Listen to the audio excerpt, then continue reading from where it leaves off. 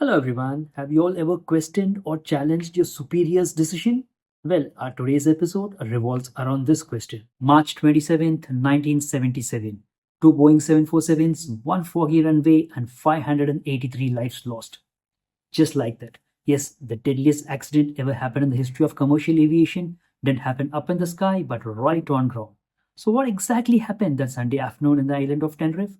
Let's go back and unravel the tragedy that changed the aviation forever. But our today's story doesn't start at Tenerife, but it starts at Gran Canaria Airport, which is located in the Atlantic Ocean off the southwest coast of Morocco.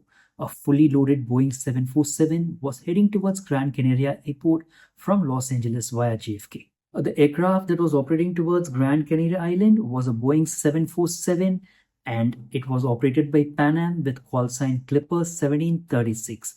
In command was a very senior pilot from US Air Force who was Victor Grubbs. He was 56 and he roughly had about 21,000 hours of flight experience. The first officer on board was Robert Bragg. He was roughly around 39 with 11,000 hours of flight experience. And there was also a flight engineer in the flight deck who was George Vance, roughly about 46 with 15,000 hours of experience as a flight engineer. The aircraft had about 396 passengers on board along with the crew. Since it was a very popular tourist destination, at the same time there was another Boeing 747 that had departed Amsterdam with a call sign KLM 4805 towards the same destination as that as Pan Am, and it was roughly carrying about 248 passengers, and the captain of the aircraft was Captain Jacob, who was a very senior pilot with roughly about 12,000, I think 11,700 hours of flight experience. In fact, he was a face of flight safety at KLM and he was the chief training captain at KLM. The first officer was Captain Klaas, who was around 42 with 9,000 hours of flight experience. And there was also a flight engineer, Mr. William, who was around 48. Both the aircrafts approached the same destination peacefully, uneventfully, until there was this bomb which was planted at the airport, exploded around 13:15, and the airport was declared shut. Well, as a result of this, all the incoming traffic at the Gran Canaria International got diverted towards Los Rodeos, which is a very small airport on the island of Tenerife. Apparently, the KLM also got diverted to Los Rodeos, but the Pan Am was carrying so much of fuel they had requested ATC to hold over the Canaria International Airport till the airport reopens. Eventually, the request was denied and they also had to divert to Los Rodeos and they landed shortly after KLM. To understand the gravity of the situation, here's some information for you about the Los Rodeos Airport. It is a small regional airport sitting on a volcanic ridge, not at all designed to handle huge aircrafts, no major air traffic congestion. It just had one runway, one major parallel taxi tracks, and four taxi tracks connecting the parallel taxi track to the main runway. Since the other airport was shut, all the aircrafts had to divert to this particular airport and they took up so much space. In fact, they had to park on the parallel taxi track. As a result of this, the only parallel taxi track that was available for taxiing has become completely unusable. Now, if any aircraft had to depart, he had to enter the runway, taxi on the runway, go to the end of the runway, make a U-turn, line up, then depart. Meanwhile, the KLM aircraft that had landed before had also parked his aircraft on the parallel taxi track. As there's no information about the previous airport getting opened, the captain of the aircraft wanted his passengers to get disembarked, and the permission was granted, a coach was got, and all the passengers were taken to the passenger terminal. On seeing this, the captain of the Pan Am also had the same request, that is, even he wanted to disembark his passengers. Since the airport terminal was already full, the request was denied, and within few hours the main airport, that is the Canaria airport, had opened, and this aircraft, that is the Pan Am aircraft, already had all the passengers on board and he was ready for immediate departure. But unfortunately, the taxi track was not available as all the aircrafts were parked on the taxi track. So the only option with which he was left was he had to enter the runway, taxi on the runway, go to the end of the runway, make a U-turn and line up before he could depart. Meanwhile, the KLM aircraft wanted to get his aircraft fueled so that he doesn't have to waste time at Gran Canaria. By getting his aircraft fueled here, his turnaround time at Gran Canaria gets reduced so that they can head straight away to Amsterdam. Now, if you remember, the Pan Am had landed after KLM, so technically he had parked behind KLM. So without KLM moving, he has no space to move. But the KLM has already started refueling. Moreover, he has already got his passengers disembarked. Now he has to get back all his passengers, get the refueling done. This entire exercise is going to take anywhere between 40 to 45 minutes. Finally, the KLM was fully ready for departure and the departure procedure for them was same as the taxi track was completely blocked. They had to enter the runway, taxi on the runway, that is backtrack on the runway, go to the end of the runway, make a U-turn, that is make a 180-degree turn, line up, and they should be ready for departure. As the KLM aircraft entered the runway, they have been informed by the ATC to let them know whenever they are ready to copy the departure instructions. But as they were busy running their checklist, they couldn't do so. Exactly 3 minutes later, the Pan Am was also given the same instruction, that is to follow KLM to taxi on the runway.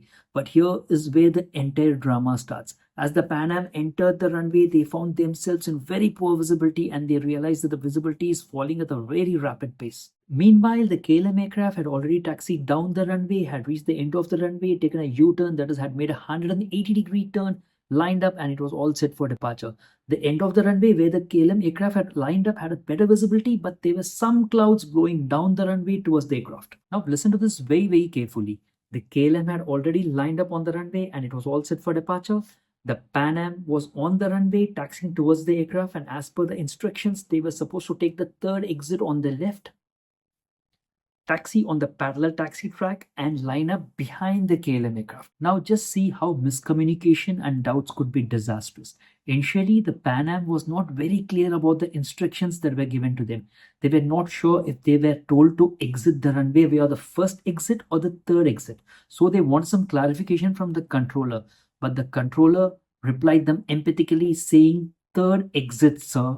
1, 2, 3, third exit." After getting their confusion sorted out, the Pan Am started taxiing down the runway slowly with poor visibility, and this being a very small airport, the markings were not prominent. But somehow they could identify the first exit on the left, the second exit on the left. They missed out on the third exit on the left, which they were supposed to take and exit the runway and taxi on the parallel taxi track. Do you remember that KLM aircraft, which was initially clear to enter the runway, was instructed categorically to inform the tower when they are ready to take the takeoff clearance, but they didn't do it.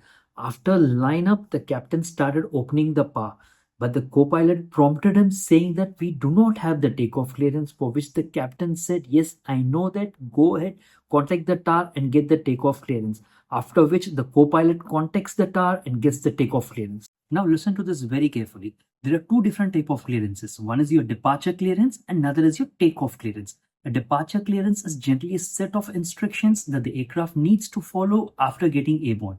For example, let's say my call sign is Air India 101 and I'm already lined up on the runway. A typical departure clearance would be like Air India 101, after departure, climb straight ahead to 1000 feet, turn right, climb to 2000 feet, turn left, climb to 3000 feet. These are the instructions that I need to follow exactly after getting airborne.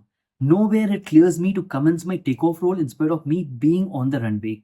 And big and major airports, this type of clearance is generally given before commencing your pushback.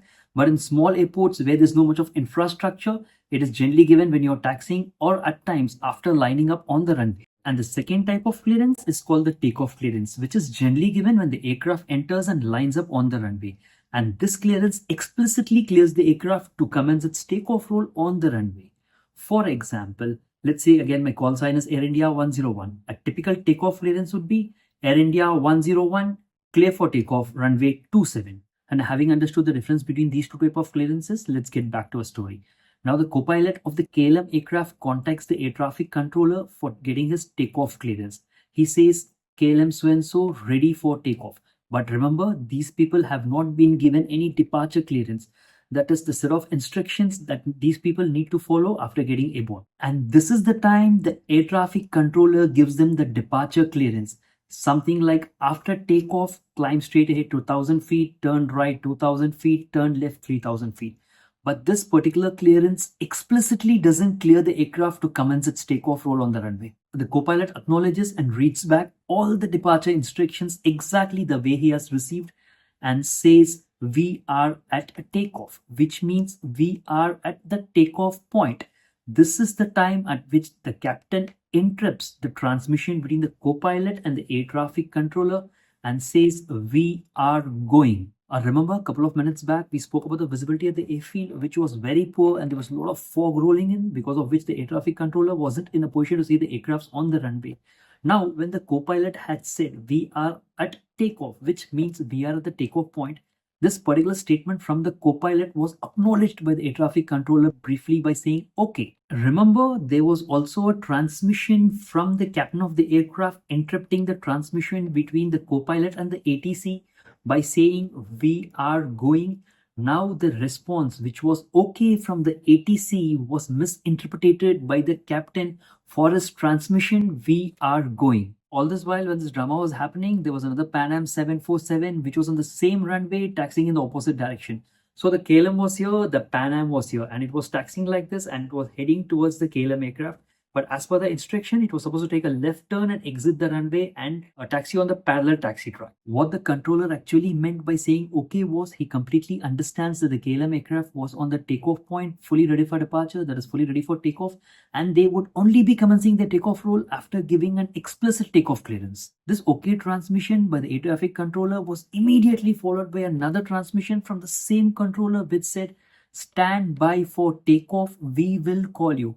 But there was another Pan Am which was already on the runway, and this was the time exactly the Pan Am which was taxiing on the runway in the opposite direction made a transmission saying we are still taxiing down the runway, Clipper 1736. Since this particular transmission was also made exactly at the same time when the ATC has transmitted stand by for takeoff, I will call you. These two transmissions got overlapped, and this particular transmission, that is stand by for takeoff, I will call you, was completely blacked out and it was completely missed by the captain and the crew of the KLM aircraft, which was at the takeoff point. This overlapping transmission, which was highly garbled, was actually audible in the cockpit of KLM aircraft as a 3-second long shrill sound. Since this crucial part of the transmission was missed by the KLM crew, which was stand by for takeoff, I will call you, and only the okay part was acknowledged, which was misunderstood to be their takeoff clearance, the KLM crew started rolling down the runway for takeoff. Meanwhile, the Pan Am Boeing 747, whose call sign was Clipper 1736, has missed their exit, which they were supposed to take because of the dense fog and poor visibility. And there was also a transmission from the air traffic controller for Clipper 1736 asking them to report when they are clear of the runway. And this was acknowledged by the Pan Am, that is Clipper 1736, saying we will report when clear of the runway. Now, this flight engineer who was stationed in the cockpit of the KLM was overhearing all this conversation and transmission, and he raised his concern to the cockpit of the KLM about another aircraft being on the runway by saying, is he not clear that Pan American? For which the captain of the KLM aircraft empathically says wo is, and he continues his takeoff run down the runway. Since the visibility was very poor and there was a lot of fog, both the aircrafts couldn't see each other, so was the ATC. After a couple of seconds, the Pan American aircraft, which was rolling in the opposite direction, that is, which was taxiing in the opposite direction, spots the landing light of the KLM 747 hurtling towards itself. When the captain of the Pan Am sees another 747, that is a KLM 747, approaching towards itself at a very high speed, he just exclaims, God damn, that son of this coming, for which the first officer yells, get off, get off, get off. And in an attempt to avoid an impending collision, the captain of the Pan Am just takes a sharp left turn towards the grass. By the time the captain of the KLM aircraft spots the Boeing 747, that is a Pan Am 747 right in front of him, he was too fast to stop. In order to avoid an impending collision, he prematurely rotates the aircraft. Though the speed was high enough, it was not high enough for the KLM aircraft to get airborne, as a result of which the tail of the KLM 747 kept scraping on the runway for good about 72 feet. The KLM 747 gets airborne barely 300 feet away from Pan Am 747, that's roughly about 100 meters. The nose landing gear clears the aircraft, but the left engine's lower fuselage and the main landing gears hit the fuselage of the Pan Am 747. After hitting the Pan Am 747, the KLM 747 barely remains airborne for a couple of seconds. Thereof, it stalls and crashes down the runway roughly about 500 feet. Both the aircrafts gets completely destroyed, 583 lives lost, and this remains the biggest disaster in the history of civil aviation. Investigation was launched and the investigators pored over the wreckage, flight data recorders, severe recordings, transcripts, and other stuff like that. And the main cause of the accident was found to be the KLM's captain taking off without taking the takeoff clearance, as he wanted to meet the KLM's flight duty time limitations, and also he wanted to avoid the worsening weather at Tenerife. Radio communication. Multiple transmissions were happening which were confusing, ambiguous, non-standard, overlapping, and quite interrupted. Assumptions. Pan Am actually missed the taxi track which they were instructed to take to exit the runway and assumed that particular taxi track is yet to come.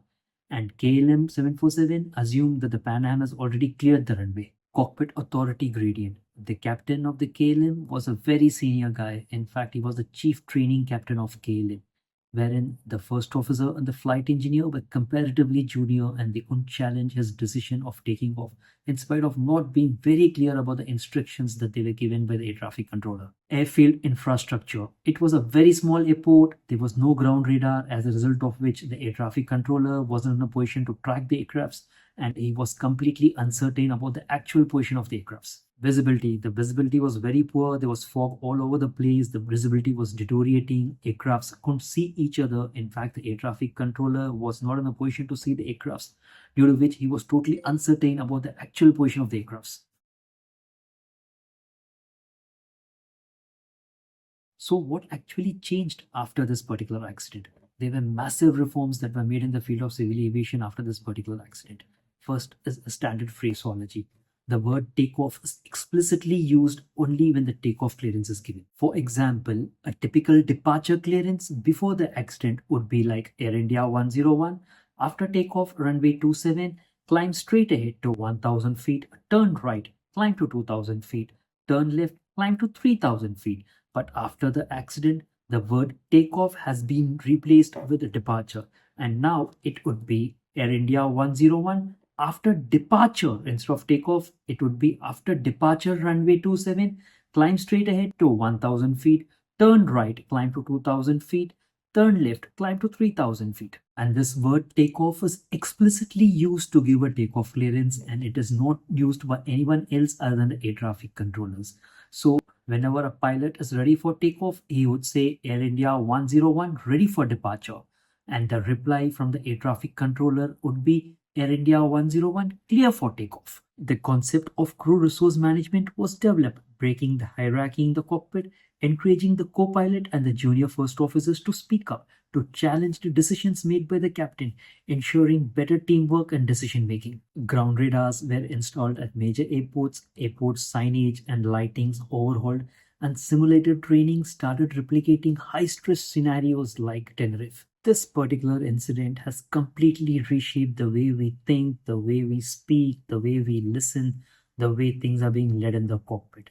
Every time a first officer challenges a captain's decision, every time an air traffic controller uses precise and standard phraseology, every time an emergency being simulated in the simulator training, the 583 Tenerife's victims are silently remembered. Investigators have also learned that the captain's decision to refuel at Tenerife had added to several factors. Number one, because of refueling, the departure was delayed by 40 minutes, giving sufficient time for the fog to settle in. Had the departure been 40 minutes earlier, visibility would have been good. Probably the collision could have been avoided. Number two, because of refueling, the aircraft weighed 45 tons more. If the aircraft would have been 45 tons less, probably the KLM 747 would have cleared the Pan Am 747 when it was trying to get airborne. And what makes this accident more haunting is how close they were to avoid it. If only the fog wouldn't have been so thick. If only the right exit would have been identified to leave the runway. If only a word would have been clearer.